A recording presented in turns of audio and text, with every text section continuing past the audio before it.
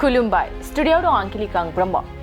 बड'लेण्ड गेलेमु गौथुमा मोनसे मावफुंमेल हाबाफारि लादों।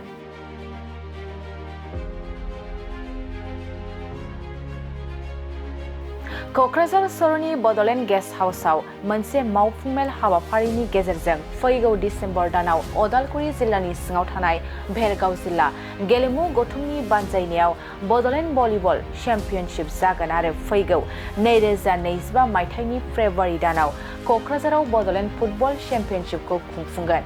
बे मावफुंमेलनि गेजेरजों कन्वेनर कमिटिबो दाफुंनाय जायो। बड'लेण्ड गेलेमु गौथुमा उन समावबो गुबुन गुबुन इभेन्टफोरखौ लानानै हाबाफारि खुंफुंगोन। गामि ओनसोलफ्राव मोजां गेलेगिरिफोरनो मोजां खाबुखौ होनो थाखाय दिनैनि बे मावफुंमेलाव सावरायनाय जादों।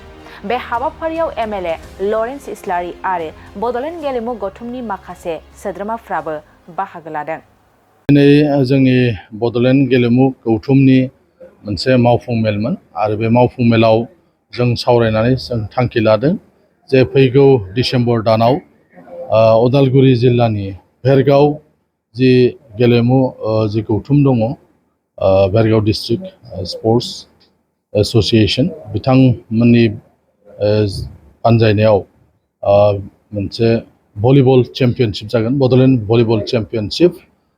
आरो बिनि उनाव फैगौ 2025 मायथाइयाव फेब्रुवारि दानाव बड'लेण्ड फुटबल चेम्पियनशिप बेखौ क'क्राझारावनो खुंनो थाखाय थांखि लानाय जादों।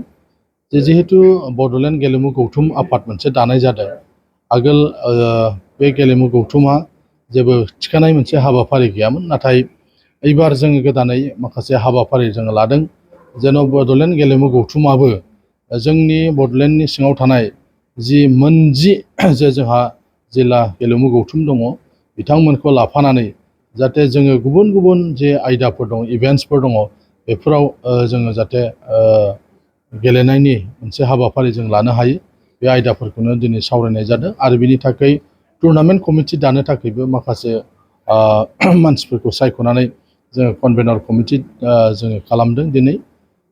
आरो बे कन्वेनर कमिटियानो क'क्राझार आरो भेरगावआव थांनानै बिथांमोना भलिबल आरो फुटबल जि चेम्पियनशिप जागोन, बे चेम्पियनशिपखौ खुंफुंनो थाखाय बिथांमोना टुर्नामेन्ट कमिटि दाहैगोन। आरो बेबायदिजोंनो जोंनि बड'लेण्ड जे गेलेमु गौथुम दङ, बे गौथुमा नाजालांबाय थानो नागिरदों। सरकारनि जों मदद आरो हेफाजाब मोनोबा फैगौ बोसोराव जों गुबुन बायदि बायदि इभेन्ट्सफोरखौबो लानानै जोङो हाबाफारि लानो नागिरदों।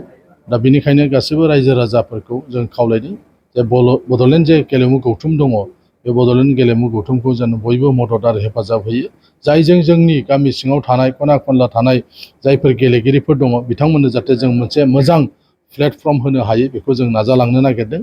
आरो जों हानायसेबां जोङो नेसनेल लेभेलनिबो एफिलिएसन लानानै खामानि मावनो नागिरदों। आरो बे आयदाफोरखौनो दिनैनि बे मेलाव सावरायनाय जादों।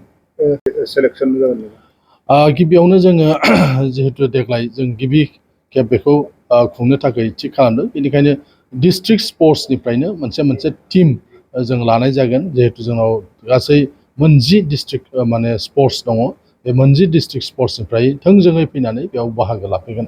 आरो बिनि उननिफ्राय जोङो सानदों जे जोङो बेखौ फुवारलांगोन, जाहाथे रेजिस्टार्ड क्लाबफ्रा एफिलिएटेड जेफोर क्लाब दङ बिथांमोनाबो जाहाथे गेलेनायनि खाबु मोनो। नाथाय गिबि खेबनि थाखाय जोङो जिहेतु बेखौ खालामदों, बेनिखायनो थोंजोङै डिस्ट्रिक्ट स्पर्ट्सफ्रा बेयाव बाहागो लागोन।